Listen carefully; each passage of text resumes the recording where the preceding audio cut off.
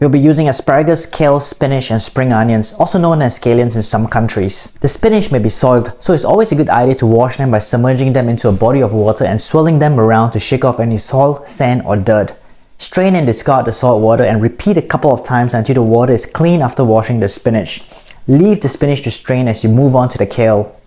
I usually wash my kale whole as it's easier to just shake off the water when the whole leaf is still intact. As with the spinach, wash the kale a couple of times until the water is clean after washing the kale. Then also leave the kale to strain before removing the hard middle stem. For an 8-inch or 20cm pan, 6 large eggs will give you a nice thick frittata, but if you're using less vegetables or a larger pan, you probably need to use more eggs to end up with similar thickness.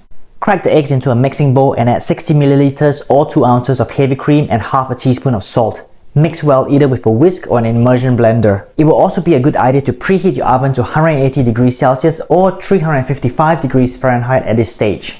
Melt some butter in an oven-safe pan over medium to high heat. Here, I'm using an oven-safe non-stick pan, but you can also use a well-seasoned cast iron or carbon steel pan instead. Sauté the spinach with a pinch of salt and a few cracks of black pepper.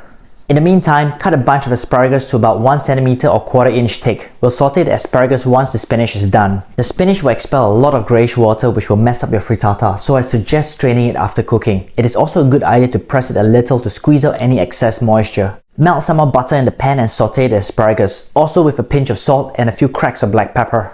While that's cooking on the stove, slice 2 sprigs of spring onions and add that to the asparagus. Then add a handful of kale and sauté for about a minute before returning the drained spinach to the mix.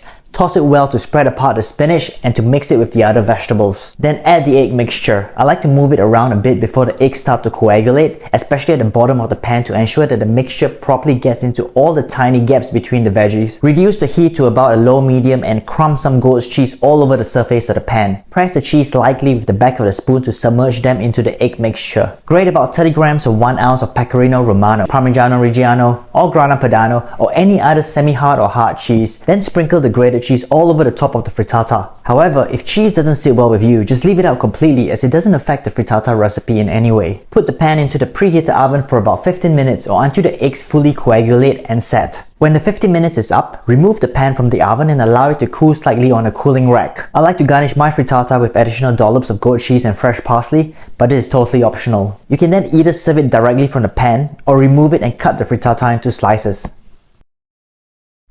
Enjoy it! And if you like this video, you might also want to check out this video over here for another easy gourmet recipe that you can cook at home. Till next time folks, cheers!